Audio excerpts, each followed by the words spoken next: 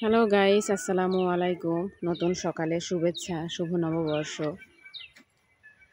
এই যে বাসার পিছন সাইডে জায়গা জমি আছে আমাদের, ধান কাটতেছে, ধান হয়েছে। এগুলো কিন্তু সব ধান, যত দূরে চোখ যায়। এখন অবশ্য সবাই আপডেট হয়ে গেছে, ধানের চাষ খুব কম করা হয়, তাই অল্প একটু জমিতে চাষ করা হচ্ছে। এই যে ধান পেকেও গেছে, এই যে ধান কাটতেছে ভাইয়েরা। সকালে সকাল চলে আসছে, কারণ কালকে বৃষ্টি হয়েছে, তো বৃষ্টি হলে তো ধানগুলো নষ্ট হয়ে যাবে। এই জন্য সবাই ধান কাটার জন্য সকাল থেকে সবাই ব্যস্ত হয়ে গেছে। ধান কাটা প্রায় অলরেডি এক পাশ থেকে হয়ে গেছে, বাকি পাশও করে ফেলবে আস্তে আস্তে।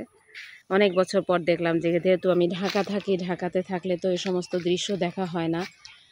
ঢাকার জীবন হচ্ছে দুর্বিষহ জীবন বলতে পারেন, কিন্তু বাধ্য হয়ে আমাদের চাকরির ক্ষেত্রে বা পেশার ক্ষেত্রে থাকা লাগে। এই যে দেখেন, এই যে দেখুন, ধান কিন্তু কেটে কেটে জায়গায় জায়গায় স্তূপ করে রেখে দিয়েছে। বাকি যে গোড়াটা, ওটাকে বলে নাড়াকুটা, এটা আবার শুকিয়ে এটা গরুর জন্য, গরুর খাবার হিসাবে উপযোগী করা হবে, বা অনেকে রান্নার কাজেও গ্রামে ব্যবহার করে, লাকড়ির চুলোয়, মাটির চুলোয় ব্যবহার করে। এই হচ্ছে ধান ক্ষেতের দৃশ্য। খুবই মনোরম দৃশ্য, ভালো লাগে। আপনাদের কাছে কার কার এইরকম দৃশ্য ভালো লাগে প্লিজ একটু কমেন্ট করে জানাবেন। এখানে দেখুন, আমার মাথার পাশে, মাথার উপরে এই যে জাম্বুল গাছ, এটাকে বলে লাল লাল জাম্বুল।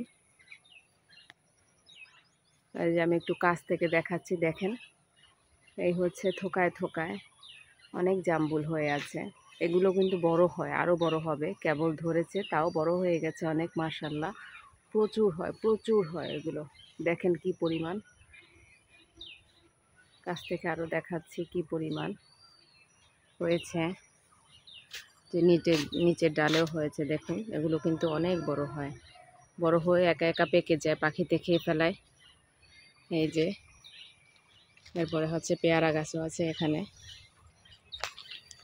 এই হচ্ছে কিন্তু পেয়ারা গাছ, এটা পেয়ারা ধরে, এগুলো পেয়ারা ধরে। এখানে আম গাছ আছে, এই যে দেখা যাচ্ছে আম গাছ, নারিকেল গাছ।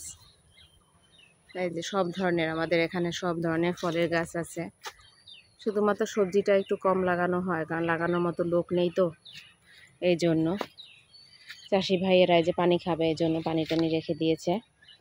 ব্যাগ ট্যাগ নিয়ে আসছে, সাথে করে পান সুপারি নিয়ে আসছে। এই হচ্ছে আমার আজকের সকালের ভিডিও। সবাই ভালো থাকবেন। আসসালামু আলাইকুম, শুভ নববর্ষ। এই হচ্ছে আমাদের বাড়ির পিছন সাইডে দৃশ্য।